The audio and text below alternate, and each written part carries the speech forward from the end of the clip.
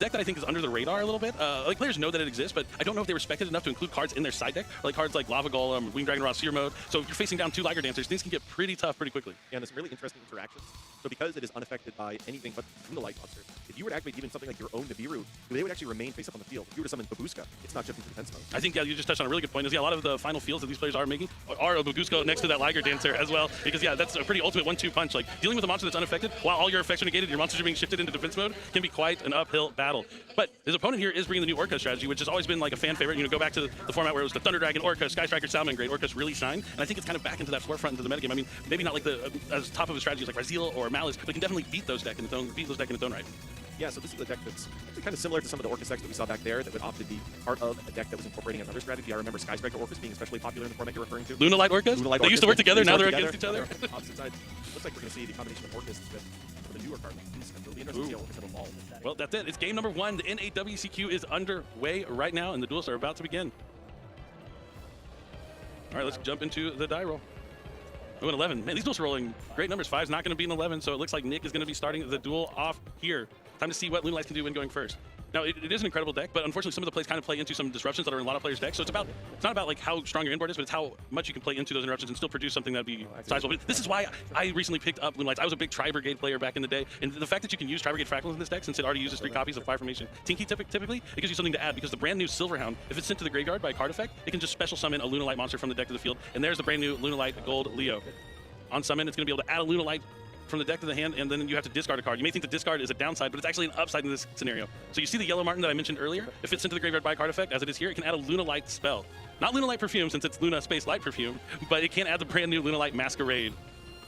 But don't fear, there is actually a brand new way to access Perfume, as perhaps we'll see this a little bit from the extra deck. And with no interruptions yet, I think we're going to see it very, very soon. It looks like he does have a copy of Tinky already. Not going to have to go into Tiger King or anything at some point, so he's going to go Fire Formation Tinky Neck. He could get something like Lunalight Tiger, or he's going to go for a Kaleido Chick here, it looks like. Yeah, he still has his Molten Summon. Definitely wants access to the Kaleido Chick. All right, next up is Masquerade. Masquerade, once per turn, during your main phase, you can send a Lunalight monster from your deck to the graveyard. It also lets you add Polymerization back to your hand from your graveyard when you fusion summon. And then you can discard an additional card and then use your graveyard to banish monsters from your graveyard to fusion summon. Yeah, that's an interesting effect. When you play against this strategy, one of the things to note is you kind of commit early to that additional discard to boost Masquerade, basically, to add that additional effect to the graveyard. And if the Lunalight player chooses not to do that when they first utilize their Masquerade, it might actually make them weak to certain cards later in the game, like maybe something like Ghost Ogre on Lunalight Wolf, or some combination of Polymerization, more specifically, that might force them to make a Polymerization play where they were planning on using something that ends up being removed from the field, and then they end up having to make a pure Polymerization play because they didn't do the additional effect of Masquerade early that would allow them to banish the graveyard. Definitely. Now, what we saw here is something really cool from Lunalight. So you might be wondering what happened. So Kaleido Chick can send any Lunalight from your extra deck to the graveyard. Leo has the other effect that if Lunalight is sent to the graveyard, you can add it back to your hand. So it's kind of a cool way to search for another card from your deck. So he sent the Black Sheep, then Leo added the Black Sheep back in the hand, then he discarded the Black Sheep to search for Polymerization, then activate Polymerization to fuse his 2 monsters for the Lunalight Perfume Dancer. Lunalight Perfume Dancer on summon can add that Lunalight Perfume, as you mentioned before. And now he's going to activate Lunalight Perfume. It's a Perfume Dancer, so it makes sense that it would add the Perfume. And he's going to be able to special summon back the Kaleido Chick. Kaleido Chick is once per turn, but not by name. So every time it's on the field, you'll be able to use its effect again, and it's a great way to fill up your graveyard with these fusion monsters that will help you fusion summon later on. But the brand new Silverhound also has the effect. You can banish it from the graveyard along with a fusion monster to negate a spell and trap from your opponent. Even things like Dominus Impulse, Infinite Impermanence, they have ways to play around. Yeah, I was going to make that point. If you're playing against a strategy and you're unfamiliar and you're thinking, when do I Impulse, when do I Infinite Impermanence, the real question you need to ask yourself is, when can my opponent actually put a negate in the graveyard for my hand interactions on their opening turn? And then we see Nick here use the Lunalight Perfume to banish it from the graveyard to add Lunalight Tiger, and then he has to send a card from his hand to the graveyard. He's not going to need a Multi Army, so he sends that. He activates that Lunalight Tiger, so he special summon back a Lunalight Black Sheep to the field. And now Perfume Dancer all has the effect you can return a card on your field to your hand. And then you can special summon a Lunalight monster from your hand. Chooses just to return the Tiger, not special summon from the hand. Activates the Tiger again, also just once per turn, but not by name. Brings back another monster. So now he can fuse all 4 of his Lunalights. The Kaleido Chick gained the name of Leo Dancer since it sent the Leo Dancer to the graveyard. So it fulfills the requirements for the brand new Lunalight Liger. Reminds me a little bit of Elemental Hero Prisma. It is. It's like Prisma, but if Prisma is a cost, like it's such a cool card. It's Prisma, but way better. Exactly. Now, since he sent the Kaleido Chick to the graveyard for the fusion summon, that's going to add Polymerization back, and he also sent the Black Sheep. Black Sheep will add back Lunalight monster from the graveyard as well. Now he's going to use Yellow Martin's effect to return the Tiger back to the hand to special summon itself out from the graveyard, reactivates the Lunalight Tiger. Lunalight Tiger is going to special summon back Kaleido Chick. Now Kaleido Chick's going to use its effect again to send another Lunalight to the graveyard. It looks like Nick knows his Lunalights well, and going uninterrupted is being able to do everything that he wants here. Oh, it looks like he's playing a copy of Emerald Bird. That's a card that's not a guarantee in these strategies. That's an interesting card because if one of your Pendulum monsters gets to the the extra deck, it can be sometimes difficult to cycle it back. Playing cards like Emerald Bird make that more plausible. Okay, it looks like here he did add back the Polymerization from the Masquerade instead of the Kaleido Chick, so he is going to use the Masquerade effect to banish from the graveyard. So this is going to be we were just talking about 2 Liger Dancers and a Baguska, and that seems like the board that Nick has chosen to go with here. Yeah, sometimes with Emerald World, you can kind of cycle back into some of the Lunalights to let you return cards. Specifically Emerald World from the graveyard, but there are ones that are for banish, but there are ones that let you return back from the extra deck. But if you're not playing Emerald World, it can sometimes be hard to access those fringe effects. And if you're only playing one copy of Tiger or one copy of Wolf, getting those destroyed by something like a Ghost Ogre can sometimes be difficult. But by having Emerald World, it just gives you a little bit more coverage. It's that toolboxy part of the Lunalight deck. There's so many Lunalights you can play just for like specific scenarios, and it's that's kind of where you have to weigh your decisions. Like, is this worth to include in my deck? And it looks like Nick has decided that it is here this weekend. But this is a tough field to deal with if you're not ready for it. He's going to concede right away. Giovanni isn't going to want to reveal what he's playing quite just yet. The one Liger Dancer is hard enough to deal with, but you're also facing down another Liger Dancer and a Baguska. It's tough. Yeah, it's something that even if you had a strategy that could potentially combat that, the double with the Babushka, you almost need a perfect 6-card hand. Definitely, and even if you get rid of the entire field, the Tiger's on the field to be used again. There's some follow-up in the hand as well. Because the Yellow Martin's underneath the Baguska, it's going to go back to the graveyard and be used for follow-up. So even if you can clear this incredible field, it's tough. But as I mentioned, the success of Lunalight in this tournament is going to depend on how prepared players are for it. Lava Golem is an excellent card if you don't need your normal summon. Same thing with Wing Dragon Raw Seer mode. Like, imagine like a Seer mode just wiping out that field. Then all of a sudden it's pretty easy to walk through. Yeah, I think another thing to note is the popularity of some of the hand interactions that are pretty popular. For instance, Bystials lining up against the Lunalights can be something that's definitely a consideration if you're going to like to play Lunalight this weekend. Because Bystials we see as engine pieces in something like Malice. It's actually just part of the deck here that we see Giovanni piloting as well. Yeah, definitely. It's a very good deck. It's a good deck, but yeah, the Bystials are something you want to avoid. And I do think that Giovanni has them included in his Orcust deck. Makes a lot of sense. Yeah. They just wasn't able to find them there in his opening hand, unfortunately. But this time, Giovanni's going to have the opportunity to go first and show off what new tricks the Orcust deck gained out of Battles of Legend, Monster Mayhem.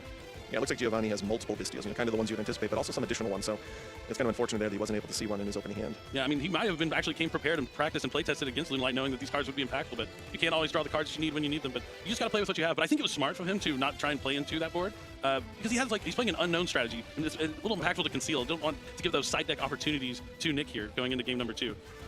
Yeah, I think that's a very important thing that a lot of duelists need to evaluate. It actually kind of reminded me a little bit of watching Pack against Clifton yesterday. Pack had the option of not revealing that he was playing Memento after that very first game, but he decided to play into the board, and he got somewhat close. Yeah, he got close enough to say, like, okay, I think this was worth it. But if you were, for instance, just going to set a monster and just pass back to your Lunalight opponent who has a double Liger Dancer on the field, that's just not worth doing. You have to think about, what are the odds of my ability to actually play through this field? And if you don't think that the odds are high enough, there's a lot of value in concealing your deck heading into game 2, because Nick's not going to know what to decide right now.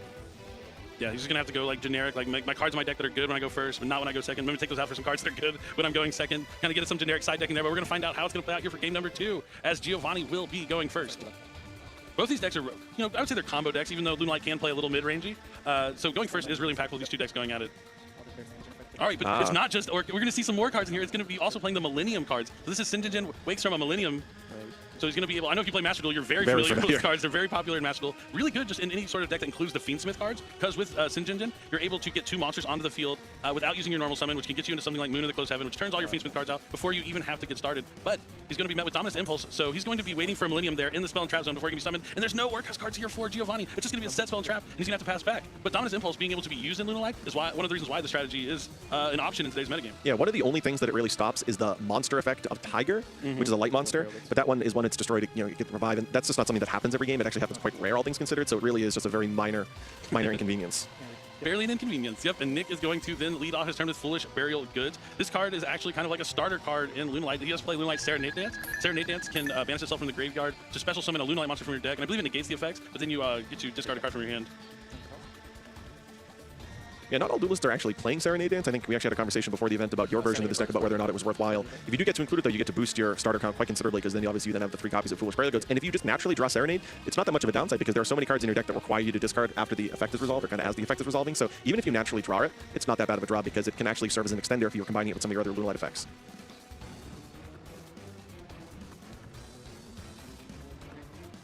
But this won't negate the Serenade Dance. Oh, it doesn't negate the monster effect. Okay, no. Oh, it's just Lunalight Tigers when it negates. But we see... Okay, next up, he's going to summon Leo. Oh, did he send? Oh, he sent the Fractal with the Serenade Dance. Okay, I was like trying to figure out. I was like, wait, why is he using like the Foolish Burial Goods just on the field? I thought he was using the Tri-Brigade Fractal, but he's sending that for the Serenade Dance to special summon the Leo. I see. Okay, I was trying to figure it out for a minute, but I got it. So now Leo's effect's going to activate to add the Yellow Martin, and then he has to discard the Yellow Martin, buy a card effect. So he's going to be able to add a Lunalight spell. He's going to be looking for that brand new Lunalight Masquerade. But it looks like Giovanni might have some interactions. That's another thing. When you only have like one card to get your engine going, and then they stop it, you can almost all but assume the other cards in the hand are going to be some form of like disruption. Yeah, it's very rare that your opponent, who just made one play with one starter, isn't holding 4 kind of non-engine cards. So you have to kind of be wary of that. All right, so the Ash Blossom's going to cut off the access to Twilight Masquerade, but now we see why Nick discarded the Tri-Brigade Fractal, because he already had Foolish Burial, and they're both kind of trying to do the same thing. So the Foolish Burial is going to send Silverhound, and since it was sent there by a card effect, it's going to special summon a Lunalight monster from the deck. I mean, that's an important thing. Whenever your opponent discards a card, you should always question, why is it Fractal? Because Fractal is actually a pretty good card. Essentially a starter, yeah. Why would your opponent discard it? That might not necessarily mean you shouldn't be using Ash Blossom there, but it is just some piece of information that you should be using to maybe potentially find the absolute perfect time to activate Ash Blossom, because, it is a pretty clear indicator that there's some additional extender if your opponent's willing to discard a Fractal earlier in the turn. Yep. All right, so it looks like he summoned the Kaleido chick and sent the Leo to the graveyard. So now he has a spell and trap negate online if he so chooses. He's going to discard the Lunalight Black Sheep from the hand. I was a big fan of this card in Zodiac back in the day. That was my day. Yep, I used it a lot. We were making Emerald, we were using Black Sheep, we were using Fusion Substitute. Oh, I miss those days. But I do love that it is now used like in the deck where it belongs, and not just a search from Zodiac Broad Pool. It's even stronger in Lunalight. It does so much more in Lunalight than it ever did in that deck. You can also add back a Lunalight monster from your graveyard when you discard it, or if you fuse with it. It's kind of like the position that Fabled Lurie's in right now. I wonder how Lurie feels just surrounded by... These aren't my friends. I know, these aren't my friends. But that's also one of the cool things about Yu-Gi-Oh! Is how cards and other things can be borrowed to be used in other decks. It's pretty awesome. All right, so it looks like he's really contemplating his next move. He's just going to go for Polymerization. This is like where you're going to see a lot of Lunalight decks like go to as their first move, is to try and get to these two monsters on the field and then be able to fuse them away. He's going to fuse away the one that he summoned with Silverhound, because the Silverhound is like the only kind of lock in the deck. So the monster you summon, you have to use it for Lunalight. This is going to add back a Lunalight from the grave. This is going to add back Polymerization, and this is going to search Perfume. So since he fused with Kaleido Chick and Black Sheep, both their effects are going to trigger add to, your hand to add back a Lunalight monster from the graveyard, and the Kaleido Chick will add back the Polymerization, and the Perfume Dancer will add Perfume. Now what Giovanni, I think Giovanni thinks the Black Sheep can only add face up from your extra deck Lunalights, but it's also from the graveyard as well. Yeah, the extra deck one is important because, as I mentioned, if one of your pendulums, Wolf, which I don't think we really saw yet, but Wolf or Tiger find their way to the extra deck, it can be kind of an inconvenience to get it back, but you do have the ability to resolve a Black Sheep effect and get those back. Yep, so one fusion summon, 3 cards added back to the hand. Now let's see where he wants to go next with this. This is turn 2, so he's going to try and find a way to get damage on the board, which is really easy in Lunalight. I didn't mention the other effect of the giant attack Liger Dancer, and that's that it can attack twice. Not over monsters, not after it destroys a monster by battle, just twice in general. So that's just by itself is almost 8,000 damage. And I mean, he already has the spell and trap negate set up in the graveyard, facing down one set spell or trap card. So depending on the makeup of Giovanni's hand, we might see kind of both ways that Liger Dancer can end the game, both as just being a big interruption, but just being a big monster in general. Next up, he's going to activate that Lunalight Perfume. That the Perfume Dancer added to the hand, do special summon back. It's looking like Black Sheep. I mean, yeah, the Perfume has just been one of the best cards in Lunalight from the beginning. Being able to special summon back a monster and then banish from the graveyard to add a Lunalight to your hand and then be able to discard to trigger the effect. It does pretty much everything you need in Lunalight. And now it's accessible thanks to Duelist Advance. But there have been 5 summons. He's going to activate Polymerization, then there's going to be a chain of Nibiru, so he's hoping he won't be able to fuse anything off the field. But he has another copy of Dominus Impulse in the hand to stop the Nibiru. Giovanni is not starting off his tournament with the best of luck. Meanwhile, Nick's luck is on another level. But you know all luck is? It's just preparation presented with opportunity. And without the preparation, you will never have that opportunity. So even though it seems like someone's just getting lucky in the moment, you don't know about the countless hours and time they put in right before to get to that moment. I mean, there's a reason why players are cutting Nibiru from their decks right now. There's a few different reasons, but Impulse is definitely one of them. Sometimes you only see a singleton copy that can be searched off Granite. Definitely. But we see here a card that's going to be in a lot of players' decks this weekend just as the perfect counter. Looks like he's resolving Black Sheep to add back the Leo to the hand. Perfume. Now he can use the Perfume. He's going to be able to discard the card from his hand to add Lunalight Tiger. Or Wolf. Or Wolf. Why not just go for double Liger Dancer? And if he has a fusion in his graveyard, which he does, he'll be able to negate whatever spell or trap is set face down. And he has plenty of fusions. Get the whole array in the graveyard at this point. Lunalight Wolf lets you fusion summon by banishing the materials from your graveyard. It's so valuable to be able to send fusions to the graveyard without actually fusion summoning, just through the nature of the archetype itself to set up that negate. Because although it is a negate for a spell and trap in the graveyard, again, as you mentioned, you do need to combine it with a fusion specifically. Here comes another Liger Dancer. That is as much damage as a Tempai Dragon deck can probably put out, and Giovanni is going to concede, and Nick's going to take round number 1 with his Lunalight strategy, and you could tell the preparation was there. He wasn't thinking about it. I mean, he was thinking, but not like for a long amount of time. He knew like what he could do, what he has access to, how to get where he's going, and that's like the most important part about Lunalight, is you have to have like a goal. Every play has to have a reason. Like every time you summon Kaleido Chick, you need to know exactly what you need to send down from your extra deck or deck to the graveyard at the right times, and yeah, that was piloted really well, and capitalizing on some unfortunate draws there from Giovanni, having those 2 copies of Dominus Impulse were really huge, but Lunalight is a deck that does get to pack that incredible card. I would say Dominus Impulse, like in terms of impact, it's up there in the top echelon of forms of disruption you can use from your hand. Basically, any deck that can play it is going to play it at this point. If the attributes of your deck line up such that you can play it, it just makes sense to use it. Now, certainly there are, obviously, as the card is designed to have, some drawbacks, right? If you're playing Impulse, you have to sequence, for example, your Droll and Lockbird very differently than otherwise. There's some instances, and we've actually seen this happen to Duelists, where they want to Impulse as the first interaction, but that would mean they never get to activate